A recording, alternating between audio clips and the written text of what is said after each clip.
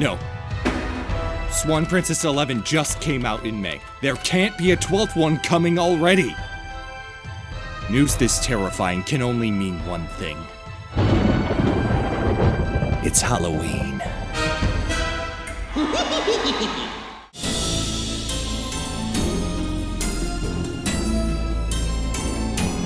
When I was young, my grandparents would buy direct-to-video movies so that their grandkids had something to watch when they came over. 2 of those purchases were Scooby-Doo and the Witch's Ghost and Scooby-Doo on Zombie Island. To this day, those movies are among my favorite pieces of Scooby-Doo media. The writing, the atmosphere, the departure from Scooby-Doo tradition through engagement with real supernatural phenomena. And the music! The ghost is here, give him the fruit, he's fake.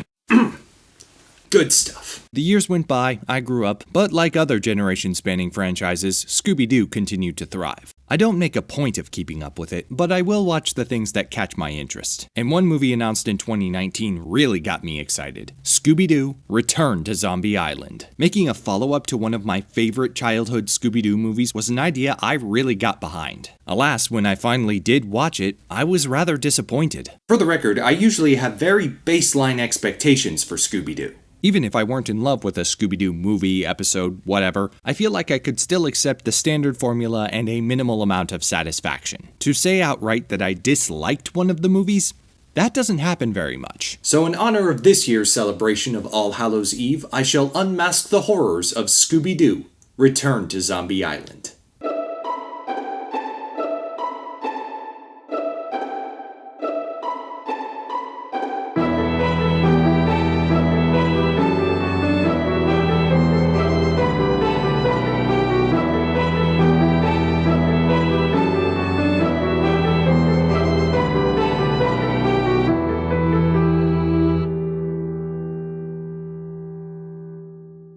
After the opening credits, which feature imagery from the first Zombie Island movie, we drop in on Mystery Incorporated doing what they do best.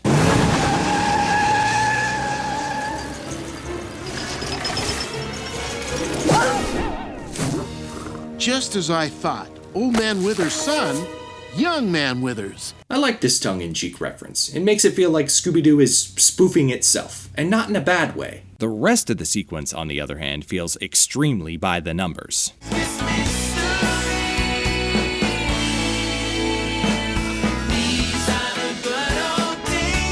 Too much like the good old days. Until...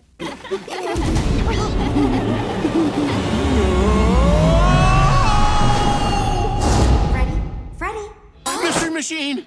Where are you? Fred was daydreaming. So I suppose the overly idyllic tone of that sequence actually does make sense. In reality, Mystery Inc. recently closed up shop after getting a lecture from their local sheriff. Because of course that has always stopped them before. While this is disappointing for most of the gang, I've got an entire section on my big blog of mysteries called Unsolved Capers. And I guess now they'll forever remain unsolved. You have a blog? Which you know because you've all subscribed, right? I feel you there, Velma. Would you believe that only a quarter of my total view count comes from subscribers? Scooby and Shaggy are not upset, and for good reason. I guess we have used you as live bait a few times. A few times daily? They even make their friends promise not to go sniffing out new mysteries. That's a menu. Oh, they know. Then the plot is set in motion, courtesy of a cameo by horror movie marathon hostess Elvira. An anonymous sponsor has offered to provide my most fantastic fan an all-expense-paid vacation to a tropical paradise. Congratulations to Shaggy Rogers. Shaggy is allowed to bring up to 3 guests along with him and 1 pet. That's awfully convenient. Okay. If that had gone without comment, I swear. On this vacation, Fred, Velma, and Daphne do their best to commit to their promise, no matter how difficult it is for them. Tomorrow is my last trip to the island on account of the zombies. Gee, if I cared about solving mysteries, I might be thinking about that other time we went to an island filled with zombies. This dialogue is lampshading heavily, and that's already weird. But it also feels like this promise is overlapping with the very natural human desire to observe and discuss their immediate surroundings. I was about to try and solve the mystery of how all these trees in this tropical paradise don't look tropical at all. But then I reminded her that we promised Scooby and Shaggy we wouldn't solve any mysteries. Furthermore, these characters are being written to lack any thoughts or desires outside of the roles they're used to performing. What's your favorite thing to do besides solving mysteries? There is nothing else. It even gets to the point that they ignore any sense of self-preservation. I'll be returning tomorrow for the last time. You'd be wise to be back aboard. Or else... Or else we'll have way too much fun. Am I right, gang? Usually when Mystery Inc. ignores safety, it's in the interest of solving a mystery. Doing so out of denial. It's out. I choose to believe it's some sort of island greeting like aloha. Gotcha.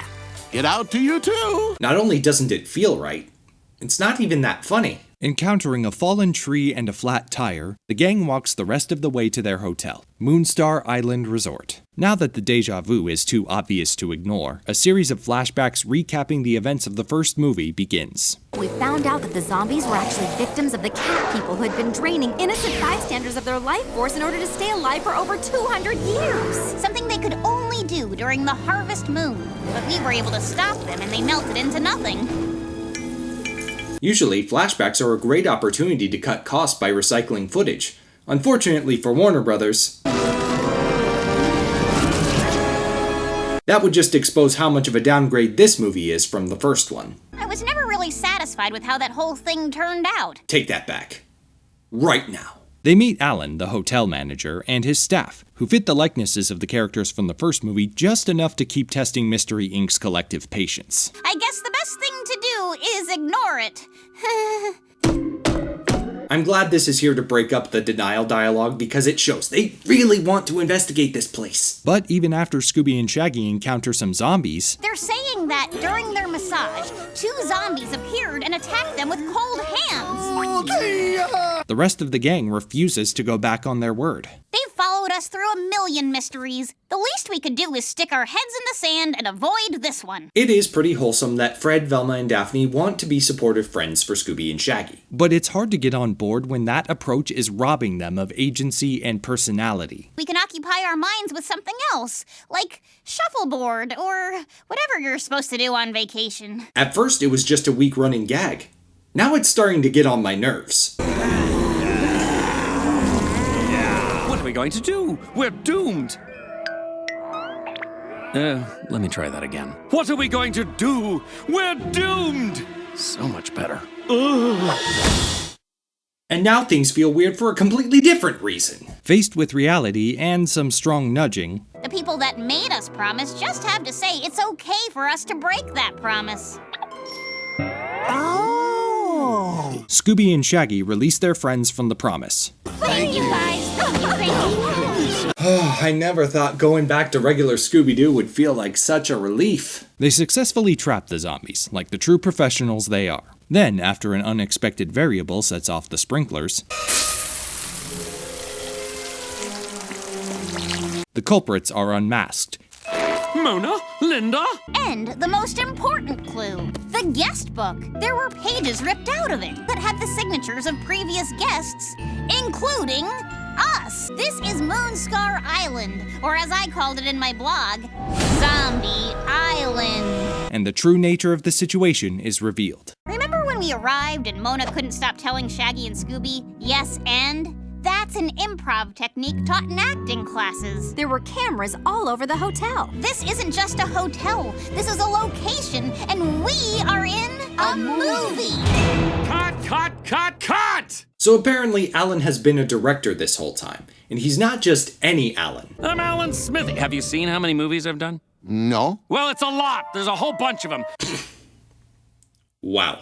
The only thing studios care about these days are franchises, like those found footage horror movies that spawn a bazillion sequels. So I thought I could do my own. I happened upon your website. I'd read about Shaggy and Scooby's love of TV's Elvira. And since all Hollywood weirdos know each other, I called her up and I asked her to help sell the whole vacation getaway ruse. I would have gotten away with it too if it wasn't for you meddling kids and your incredible talent for solving mysteries.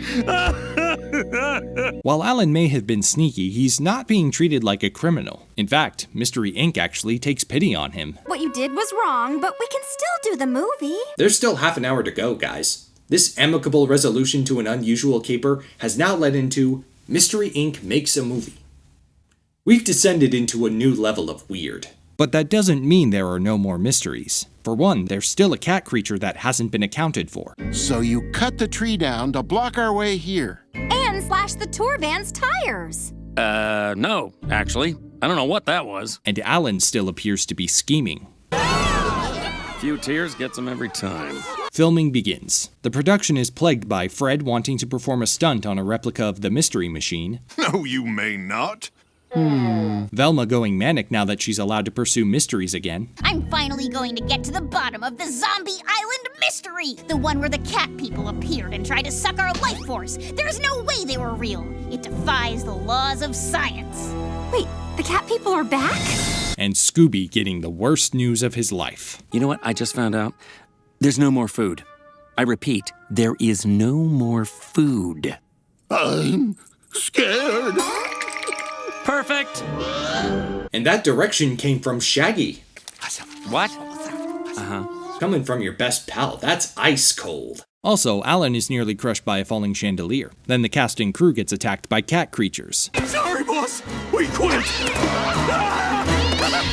The last ferry leaves at dusk. If we hurry, we can get on it and get off the island. That wasn't part of Alan's ruse. They're really going to be stuck here if they miss the ferry. They'd better hope not, because Alan's priorities are totally out of whack. We can't leave. Not until we finish this movie. We have to finish. On the bright side, Fred gets to do his stunt.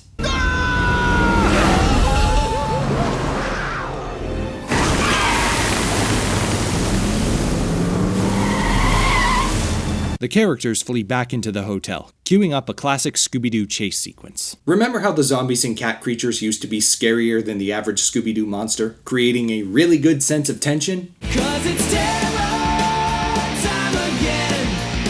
They've got you running through the night. Well, now we're back to this.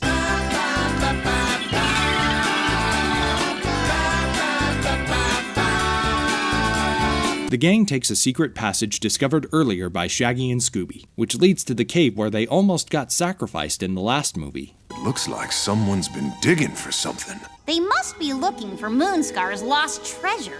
But why would mystical, immortal creatures need a treasure? What I want to know is why Moonscar's treasure only got a couple of offhand mentions if it was eventually going to become the focal point of the climax. The cat creatures use the pendant at the peak of the harvest moon to try and pinpoint where the treasure is buried. I don't know why it works like this, but the movie is almost over, so I'm not going to dwell on it. But then they're faced with a zombified Mystery Inc.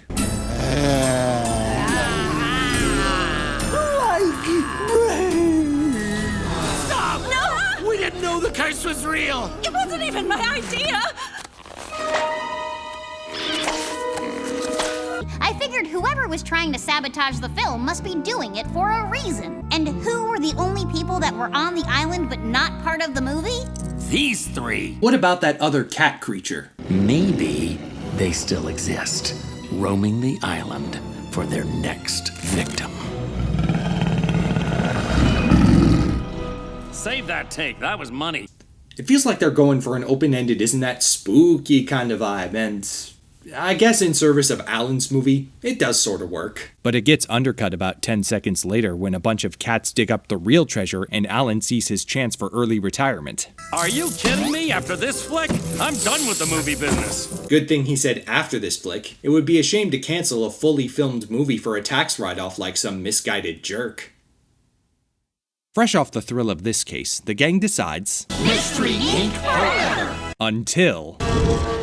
Oh, you kids are solving mysteries again, aren't you? Sir, I'm pretty sure that this island does not fall within your jurisdiction. But when the gang decides to take a page out of Alan's book... I'm sure you can do something else. There is nothing else. It's our life's work. The sheriff gives in. Well, I guess, if you have to. Thanks, Sheriff. And a few tears gets him every time. We end on Scooby-Doo feasting on gold-wrapped Scooby snacks. The credits are accompanied by outtakes from the movie within the movie. Cut!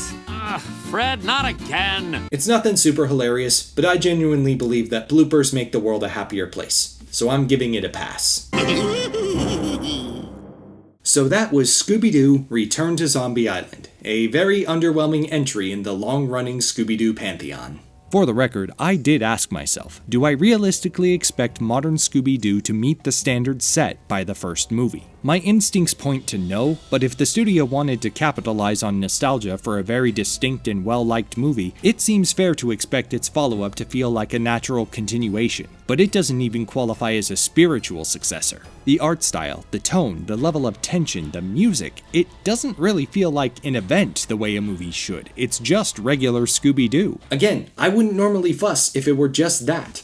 Unfortunately, this movie also makes some rather weird choices. Apart from traditional gags and naming the director character Alan Smithy, which I'll admit I found hilarious, this movie's approach to humor in the first half relies heavily on the gang forcefully ignoring their déjà vu and anything that looks like a mystery. It's like a writer said, let's explore who these characters are beyond solving mysteries, but then they forgot to fully develop that idea and ended up writing paragraphs of lampshading instead. This approach treats these characters like they're just hollow vessels being used to make more Scooby-Doo movies, rather than treating them like actual people. But let's say you were willing to set aside your Zombie Island nostalgia, accept the weirdness, and just enjoy it for the traditional Scooby-Doo shenanigans. I'm still not sure you'd get much out of this movie. Those elements account for very little of the overall runtime. Additionally, so much of what makes this movie distinct are the things that make it weird, which causes most of the usual gags to fall flat. If you're like me and wanted a faithful Zombie Island sequel, you didn't get that. If you would settle for a standard Scooby-Doo adventure with Zombie Island references, you technically got that, there's just not a lot of punch to it. Regardless of what you're hoping for or expecting, this movie isn't equipped to please anybody except young children who aren't going to think about it very hard. Return to Zombie Island makes me want to do just that. Return to watching the first movie. This sequel is just a bit too strange and doesn't work very well. I may no longer be part of Scooby-Doo's target demographic, but I still have fun watching it when their stories are well executed. My advice, after you cleanse your palate with the first Zombie Island movie, go watch Mystery Incorporated. That show put in a lot of effort and deserves your appreciation. All that said, this film's weird story does have a positive quality. It only gave me one plot hole. Why didn't the culprits going after the treasure suspect that they were being baited? To be clear, the actual answer is that Scooby-Doo's masked criminals being susceptible to their own tricks is such delicious irony. But let's follow this thread. Given what we're shown, the culprits should be privy to the following information. Alan is making a movie based on this island's history with zombies, and therefore has access to makeup and costume pieces that can make people look like zombies. However, the events of this movie do coincide with the fabled Harvest Moon. That means we're all gonna turn into zombies! This once, I think you're right. So even if the chances were slim that something supernatural would occur, the culprits having a moment of panic does make sense. Now that that's over, I can focus on getting scared the fun way.